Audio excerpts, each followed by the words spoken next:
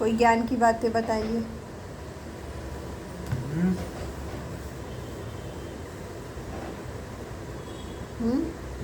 मुंह क्यों छुपा रहे हैं? देखो, दिखाइए। जो इंसान का कर्म है ना, वो उसका पीछा नहीं छोड़ता है। ये दो एग्जाम्पल देते हैं। एक तुम्हारे जो क्या नाम है, भीष्म पितामह थे। तो भीष्म पितामह जब अपने आखिरी समय में उनको अर्जुन जब तीर मारा तो तीर के शैया पे लेटे थे, पता है ना, देखी थी ना महाभारत। तो तीर के शैया पे लेटे थे तो कृष्ण से पूछे कि भगवान, हम तो, मेरे पास तो ये पावर था कि हम पिछले 50 जन्मों तक का अपना देख सकते हैं कि मैंने कोई पाप किया है या नहीं। तो मैंने तो 50 जन्मों में कोई पाप नहीं किया था, फिर मुझे ये क्यों मिला? मैं अपने आखिरी समय में सैया, एक तीर के मतलब बाण की सैया पे लेटा हुआ हूँ। तो कृष्ण भगवान बोले, तुमने 50 जन्मों तक तो देखा था, लेकिन 50 जन्मों में तूने अच्छे कर्म किए, सब कुछ अच्छा हुआ, इसलिए तू अब तक बचा था।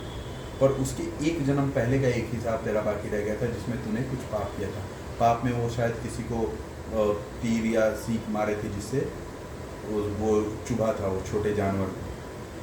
तो वो पाप उनको 51वें जन्म में उसका कर्ज चुकाना पड़ा। लेकिन कर्म इंसान का तो साथ ही जन्म होता है। ऐसा नहीं है। तो आप 91 तो जन्म। उसका उनको इंसान का जो कर्मा है, कर्मा उसका पीछे छोड़ता नहीं है। दूसरा एक एग्जाम्पल देते हैं तुम्हें। कौन सा था? तो छोड़ो, भगवान को भी नहीं छोड़ा।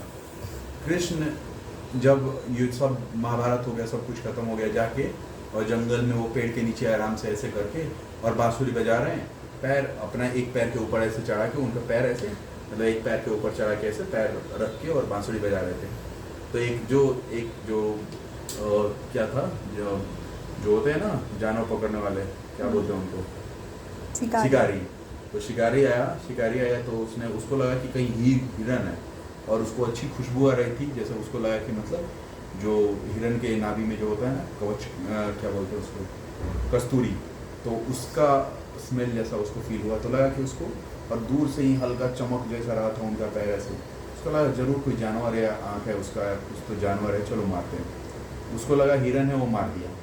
मारा तो सीधे कृष्ण भगवान के तलवे में जाके चुभ गया और लगा, और वहीं से खून गिरने लगा, और कृष्ण भगवान की अब मृत्यु का समय आ गया। तो फिर कृष्ण को तो किसी न किसी तरह से पृथ्वी छोड़ के जाना ही था।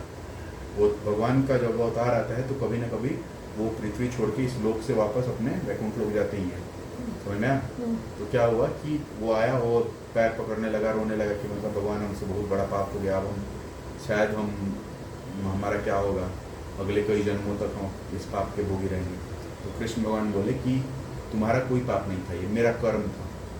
त्रेता युग में जब मैं राम बना था, तो तुम और मैंने सुग्रीव का साथ दिया था, और मैंने सुग्रीव से जब तुम्हारा झगड़ा हो रहा था, उस लड़ाई हो रहा था तुम्हारा, उस टाइम पे मैं राम बन के मैंने तीर चलाया था, और तुम बाली थे उस समय।